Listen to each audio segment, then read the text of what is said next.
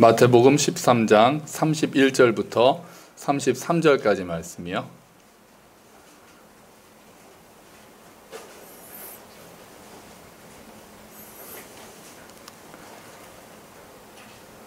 신약 22페이지에 있습니다. 마태복음 좀 찾기가 쉽죠? 자, 우리 다 찾으신 줄로 알고 같이 읽어볼까요? 또 비유를 들어 이르시되 천국은 마치 사람이 자기 밭에 갖다 심은 겨자씨 한 알 같으니 이는 모든 씨보다 작은 것이로되 자란 후에는 풀보다 커서 나무가 되매 공중의 새들이 와서 그 가지에 깃들이느니라. 또 비유로 말씀하시되 천국은 마치 여자가 가루 서말 속에 갖다 넣어 전부 부풀게 한 누룩과 같으니라. 아멘. 할렐루야. 지난 주일에 우리가 봤던 비유가 뭐였는지 혹시 기억하시나요? 지난주에. 오늘은 겨자씨고요. 지난주는요. 은자씨입니다. 은자씨. 오늘은 겨자씨고 지난주는 이렇게 줄이다 보니까 은자씨가 되더라고요. 은밀히 자라는 씨에 대해서 우리가 지난주에 봤죠. 지난주는 은자씨고 오늘은 겨자씨고, 네, 그렇습니다. 지난주에 어떤 것들이었습니까? 농부가 밭에 씨를 뿌리고, 그러고 나서 농부는 밤낮 자고 깨는 사이에 씨가 어떻게 되는지 알지 못하나 그 씨가 자라고 싹이 나고 이삭이 패고 나중에는 열매를 맺고 거둘 때가 돼서 추수를 하게 된다는 말씀이었죠. 그러니까 하나님의 나라가 씨앗으로 표현이 된 거잖아요. 하나님의 나라가 그렇게 점점 더 자라난다. 우리가 알지 못하는 사이에 자라난다. 그 비유는 마가복음에만 나오는 비유였거든요. 근데 오늘 우리가 읽은 비유는 마태복음, 마가복음, 누가복음에 다 있습니다. 이제 마가복음에는 누룩에 대한 비유는 없지만 겨자씨 비유만큼은 마태복음, 마가복음, 누가복음에 다 있는 거죠. 그래서 지난주에 보았던 은자씨의 결정판이 겨자씨예요. 은자씨가 겨자씨로 가는 겁니다. 그래서 어떻게 그렇게 자라서 어떻게 되느냐를 보여주는 거라서 이제 결론으로 예수님께서 보여주신 거라고 할 수 있겠죠. 자, 예수님께서는 오늘 보니까 천국은 이렇게 시작합니다. 우리가 천국이라는 단어가 나오면 뭘로 바꿔서 생각하자고 말씀드렸죠. 하나님의 나라, 하나님의 나라. 천국이라고 하면 자꾸 우리가 죽어서 가는 천국만 생각하니까 천국보다는 하나님의 나라. 그래서 이 땅에 임한 하나님의 나라. 그리고 결국은 완성될 하나님의 나라에 대해서 생각하는 게 좋다고 그렇게 말씀을 드렸어요.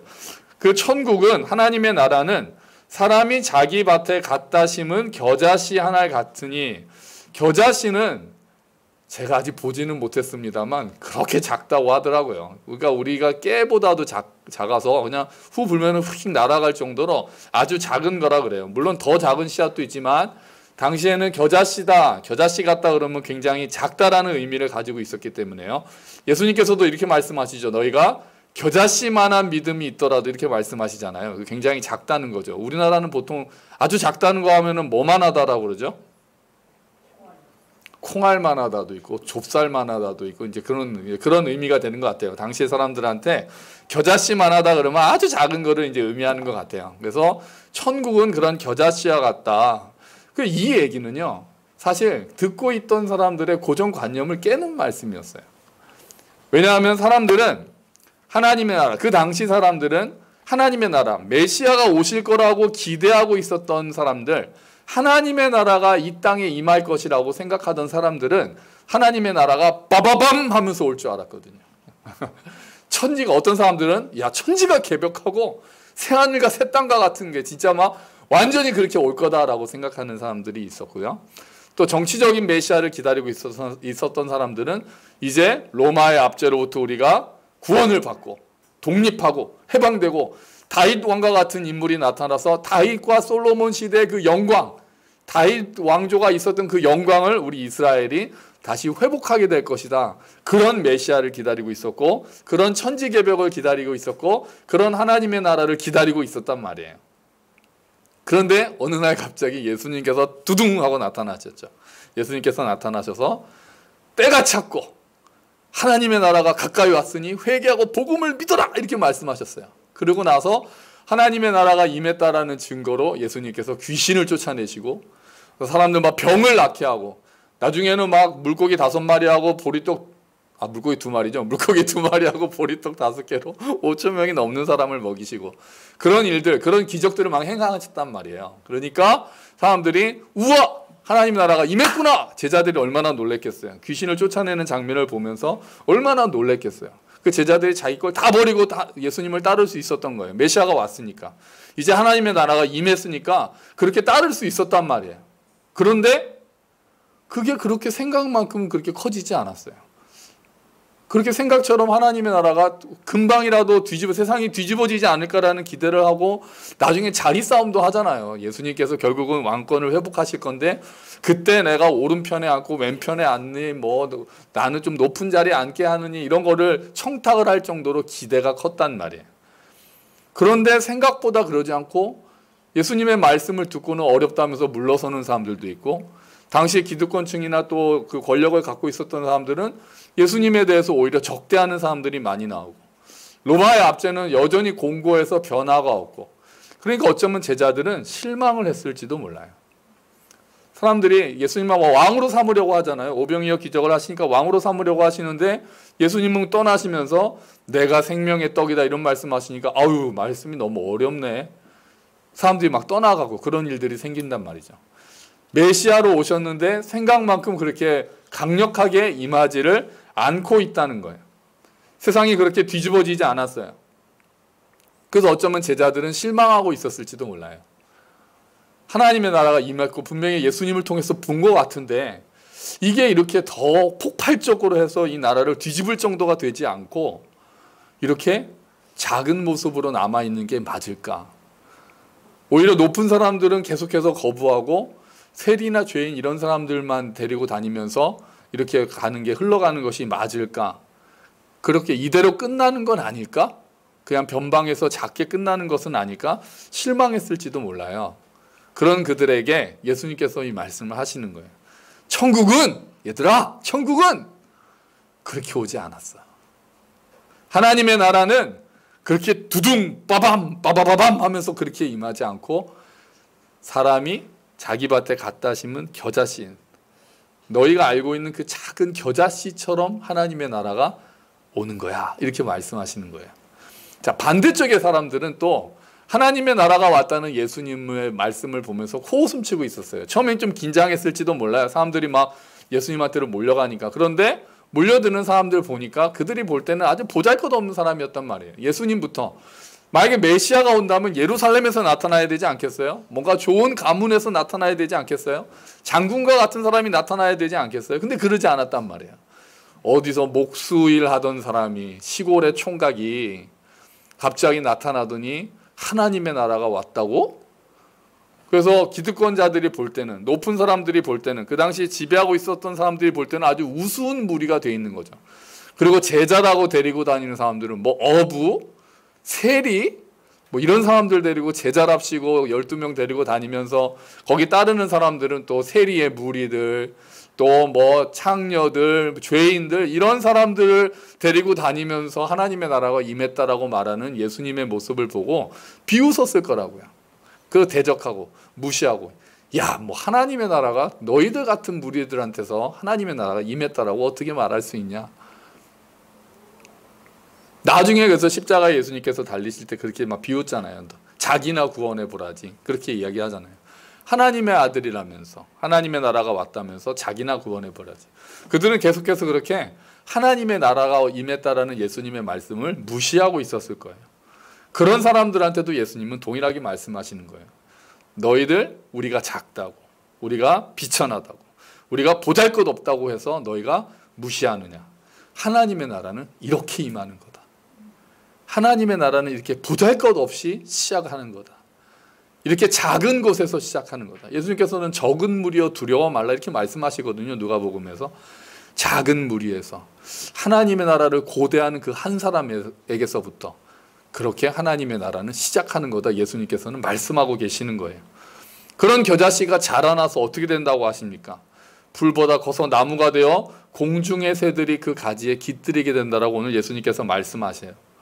겨자나무가 그렇게 큰 나무는 사실 아니라고 그래요. 우리 엄청 메타세콰이어처럼 큰 나무였으면 좋겠는데 그러진 않는다 그래요. 한 2, 3m, 크면 한 4m 이 정도 자라는데요. 그래도 이렇게 새들이 그 열매를 좋아해서 많이 모여들기는 한다고 그러더라고요. 예수님께서는 이 말씀을 하실 때 나무에 새들이 깃들이는 게 메시아를 드러낸다는 것을 생각하고 계셨던 것 같아요. 주보에 보면요. 에스겔서 17장 23절 말씀이 있습니다. 앞에 화면에도 있습니다.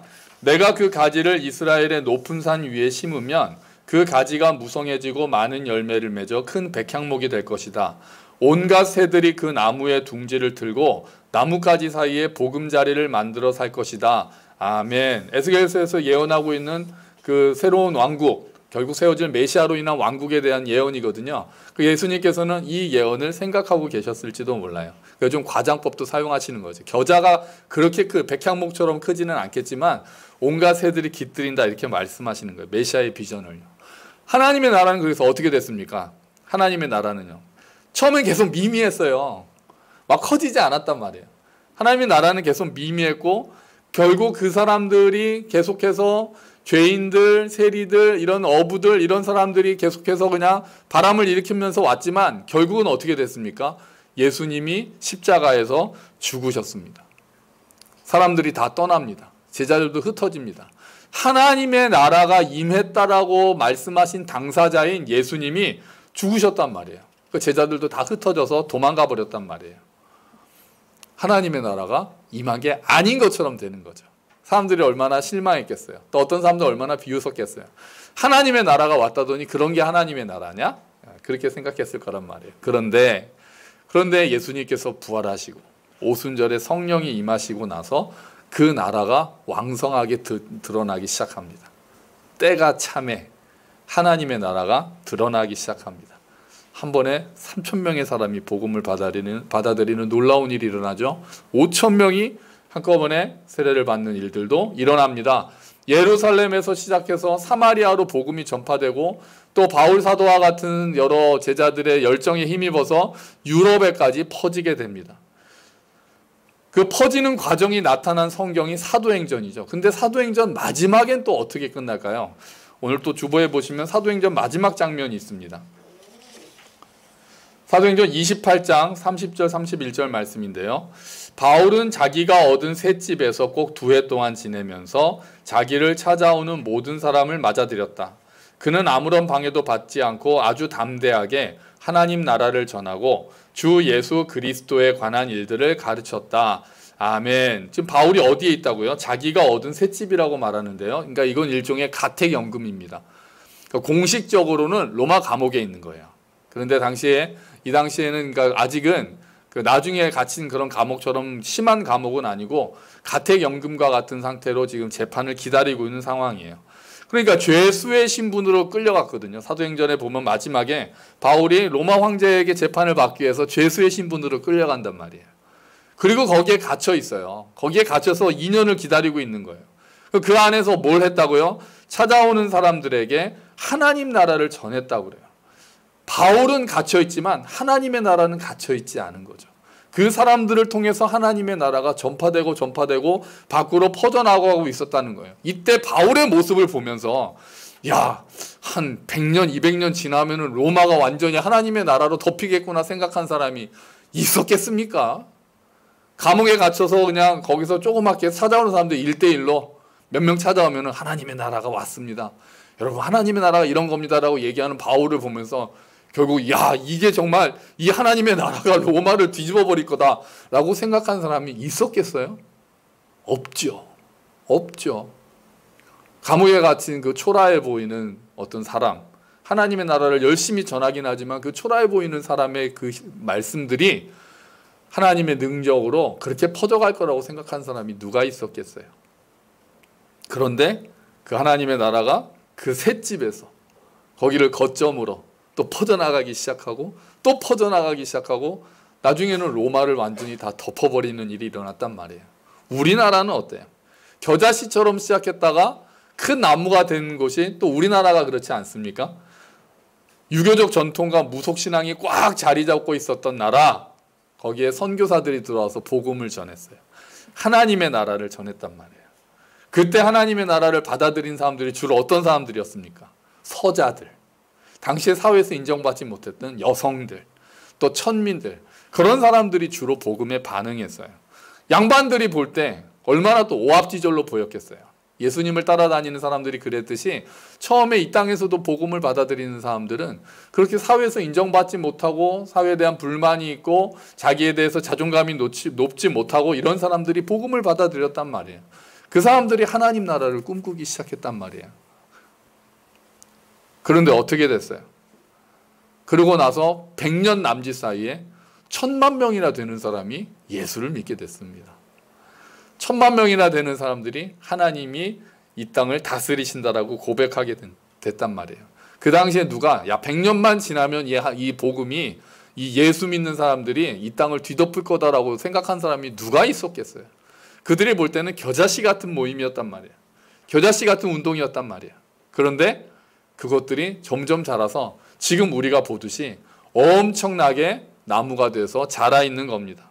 이제는 어느 정도입니까? 이제는 우리가 전 세계로 또 세계 선교사님들을 파송해서 그 나라에서 하나님의 나라를 심고 있는 거죠.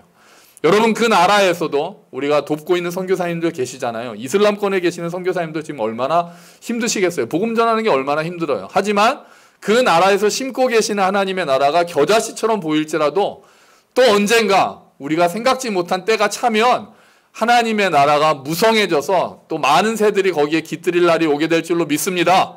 아멘. 아멘. 겨자씨가 자라서 나무가 되는 것으로 끝나는 게 아니라, 겨자씨가 자라서 나무가 된다는 말로 끝나는 게 아니라 새들이 깃든다는 말이 저는 좋아요. 새들이 깃든다는 말이 좋아요. 하나님의 나라가 자라면은요, 사람들이 와서 거기서 진정한 평화를 얻게 된다는 거예요. 수많은 새들이 와서 거기서 그 나무 그늘 아래에서 쉼을 얻게 된다는 거예요. 예수님께서도 말씀하셨잖아요. 수고하고 무거운 짐진 자들아 내게로 오라, 내가 너희를 쉬게 하겠다라고 말씀하셨잖아요. 또 하나님의 나라의 성격은 어떤 겁니까? 주보에 보시면은 로마서 14장 17절 말씀이 있어요. 이 말씀 우리가 좀 같이 읽었으면 좋겠습니다. 읽어볼까요? 하나님의 나라는 먹는 것과 마시는 것이 아니요 오직 성령 안에 있는 의와 평강과 희락이라. 아멘. 하나님 나라는 뭐라고요? 의와 평강과 희락이다. 이게 하나님 나라의 성격이에요. 하나님 나라가 임한 곳에 이런 일들이 일어난다는 거예요. 하나님의 의가 덮여지고 하나님의 평강이 임하고 하나님의 기쁨이 임한다는 거예요. 그게 하나님 나라의 모습이에요. 겨자씨가 처음엔 미약했지만 그것들이 자라서 나무가 되면서 하나님 나라가 드러나고 그 모습을 갖출 때 그 안에 있는 사람들이, 그 자리로 몰려드는 사람들이 하나님 나라의 의와 평강과 희락을 경험하는 것이 하나님 나라의 성격이 된다는 거죠. 자, 누룩은 또 어떤 것들을 생각을 할 수 있을까요? 누룩은 이제 발효된 조그만 반죽인데요. 그게 이제 들어가면은 빵을 막 부풀게 한다고 그러잖아요. 가루 서말이라고 표현했는데 서말이면은 한 22리터쯤 된다 그래요. 우리 지난번에 한 에바 할 때 저기 정수기 통이 한 에바라고 말씀드렸잖아요. 그러니까 정수기 통이 한 18리터거든요. 그러니까 그거보다 조금 더 큰 정도가 되는 거예요. 그 가루가 다 부풀어 오르는 역할을 누르게 한다는 거예요. 마찬가지로 겨자씨처럼 하나님 나라가 확장된다는 것을 보여주는데, 겨자씨가 자라서 나무가 되는 것은 조금 외적인 모습으로 하나님 나라가 수적으로 확장된다는 걸 보여준다면, 누룩이 빵을 부풀게 한다는 것은 내적으로 변화를 일으킨다는 것을 보여주는 것 같아요. 약간 강조하는 점이 좀 다른 거죠. 조금 넣은 누룩, 그 조그만 누룩이 그 전체 가루 서말이나 되는 가루를 전부 부풀게 한다라고 오늘 말씀이 되어 있거든요. 그 정도로 그것에 침투하는 힘, 그 누룩이 가지고 있는 영향력이 크다는 거예요. 어떤 사람이 예수를 주와 구세주로 영접하면은 어떤 일이 일어납니까? 그 사람 안에 하나님의 나라가 심어집니다. 성령과 함께. 그리고 자라게 됩니다. 그리고 어떤 일이 일어납니까? 그 사람을 변화시키기 시작합니다. 삶이 바뀌게 돼요. 내가 주인이 돼서 살고 있던 사람이, 하나님 나라가 그 안에 들어온 사람은 하나님이 나를 다스리신다는 것을 인정합니다. 세상의 기준으로 살아가던 사람이 하나님 나라가 그 안에 들어가면 하나님의 뜻이 무엇일까를 분별하기 위해서 애쓰게 됩니다. 나의 성공만 생각하던 사람이 하나님의 나라가 들어오면은 지체와 이웃을 사랑하고 섬기는 삶으로 바뀌게 됩니다. 죽음을 두려워하던 사람들 사이에 그 사람 가운데 하나님의 나라가 임하기 시작하면은 천국의 소망을 가지게 됩니다. 세상을 원망하고 불평하고 낙심하던 사람들 가운데 하나님의 나라가 임하면 그 사람 가운데 의와 평강과 희락이 넘치게 됩니다. 물론 아직도 연약하기 때문에 때로는 넘어지고 낙심하기도 하겠지만 그래도 소망을 가지고 믿음으로 일어날 수 있게 되는 겁니다. 처음에는 이런 변화가 잘 안 보일 수 있습니다. 왜요? 겨자씨처럼 임했으니까요. 작은 누룩처럼 임했으니까요. 하지만 그 안에서 그 겨자씨는 자라는 거예요. 그 누룩이 점점 더 그 빵을 부풀게 하는 것처럼 그 누룩이 임한, 그 하나님의 나라가 임한 그 사람 마음속에서 그 누룩이 그 사람의 삶을 완전히 변화시킨다는 거예요. 그 말씀을 믿고 오늘도 우리가 말씀을 심고 기도를 심는 겁니다. 그리고 나서 어떻게 됩니까? 그 변화가 바깥으로 흘러넘치게 됩니다. 그 사람의 변화가 이제 바깥으로 흘러넘치게 됩니다. 가득 차서 그 사람을 변화시킨 말씀들이 그 하나님의 나라가 이제 주변에 영향을 미치게 됩니다.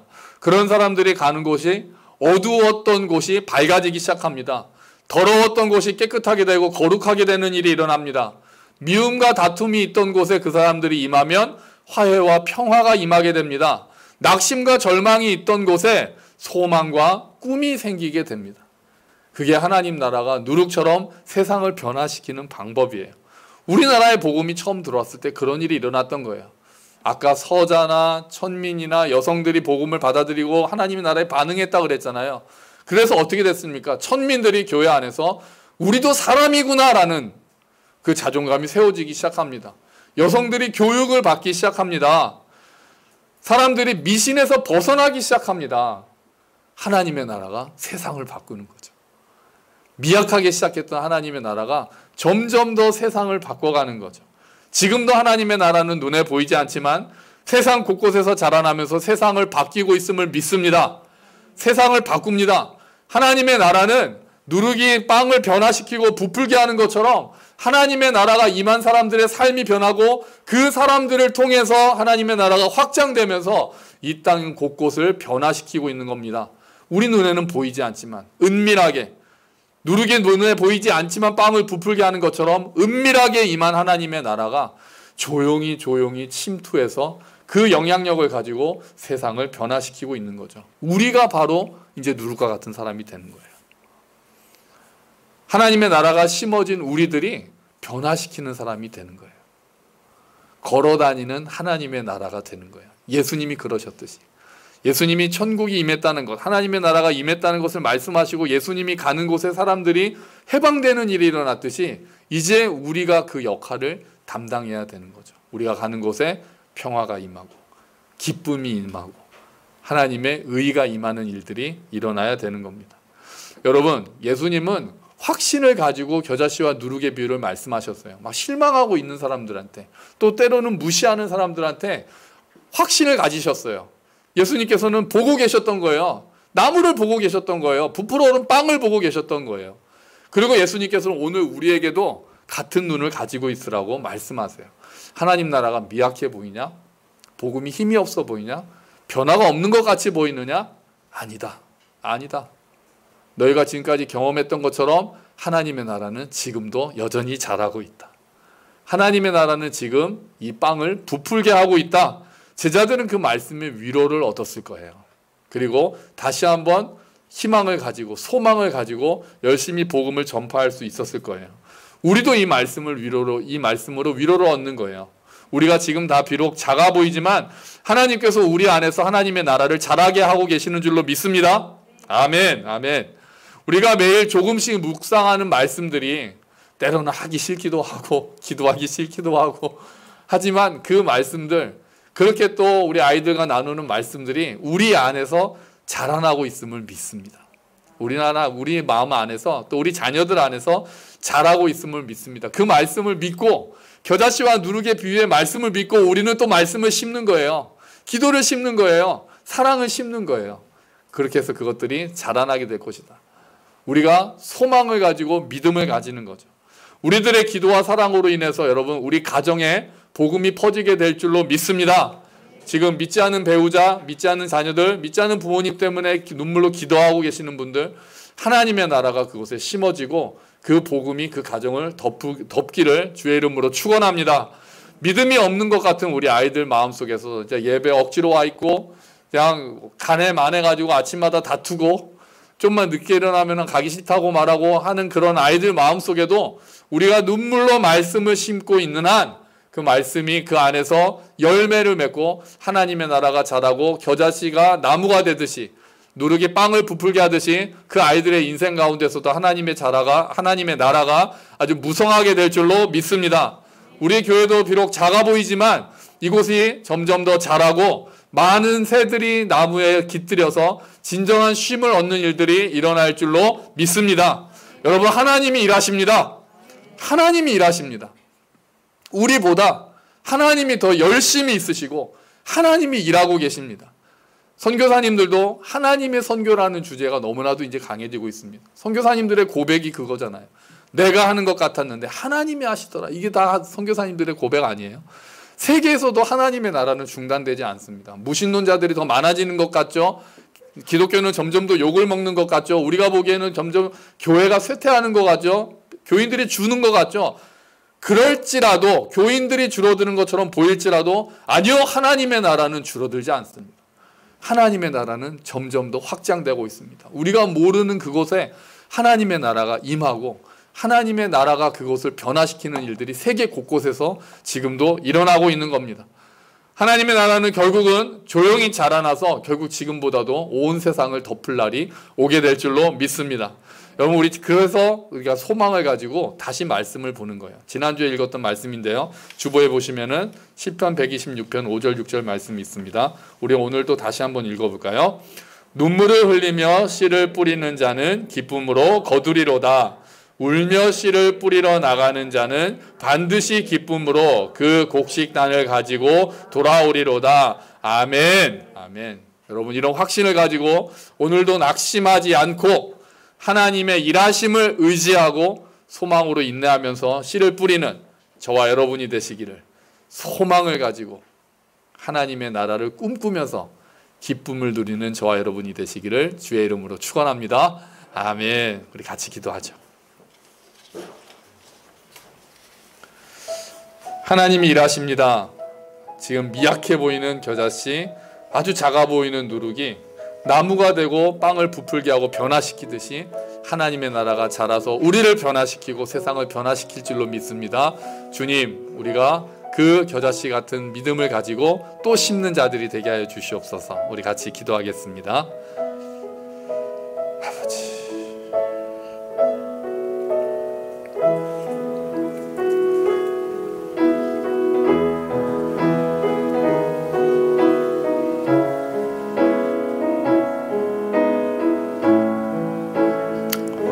아버지,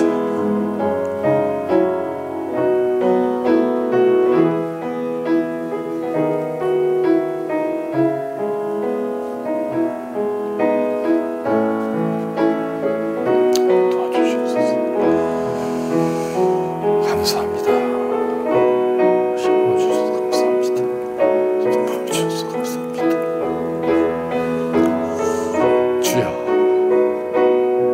눈물 흘리는 많은 사람들 함께 해주시고 인도하여 주시옵소서.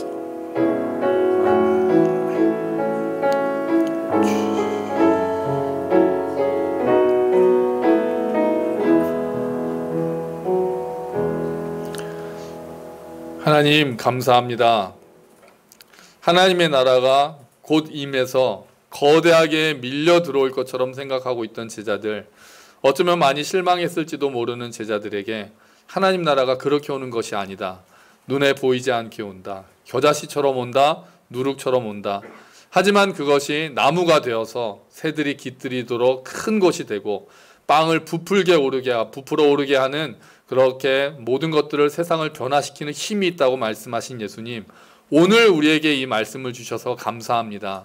주님, 우리 눈에 볼 때는 우리가 너무 미약해서, 내가 너무나도 작아서 하나님의 나라가 정말 그렇게 강력한 힘을 가지고 임하게 될 것인지 자라나게 될 것인지 생각하지 못하고 기대하지 못하고 낙심하게 될 때가 많음을 고백합니다.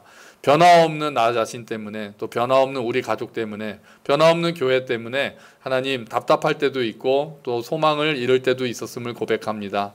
하지만 주님, 하나님이 일하시는 것을 다시 믿습니다. 하나님께서 우리에게 소망을 주시고 하나님의 나라가 멈추는 것이 아니라 하나님의 나라는 결국 계속해서 자라나고 있고 은밀하게 일하고 있으며 정말 세상을 변화시키고 사람들의 삶을 변화시키는 일을 하고 계시다는 사실을 믿고 우리가 오늘 또한 눈물로 씨앗을 뿌리는 자들 될 수 있도록 주님 은혜를 베풀어 주시옵소서. 하나님, 우리의 자금을 보기보다 하나님의 크심을 볼 수 있는 눈을 주시고 우리의 눈을 밝혀주셔서 성령 하나님이 하고 계시는 일들을 우리가 밝히 보고 기뻐하며 이 땅에서 하나님의 나라의 의와 평강과 희락을 누리는 삶이 될 수 있도록 주님 도와주시옵소서. 여러 가지 기도 제목을 가지고 복음을 심고 있는 자들이 있습니다. 주님, 그분들에게 주님의 힘을 주시고 정말 주님께서 다시 소망을 가지게 하시고 정말 눈물로 씨를 뿌릴 때 지금은 미약해 보이지만 이것들이 자라난다는 하나님의 말씀을 의지해서 낙심하지 않고 소망을 가지고 살아갈 수 있도록 주님 도와주시옵소서.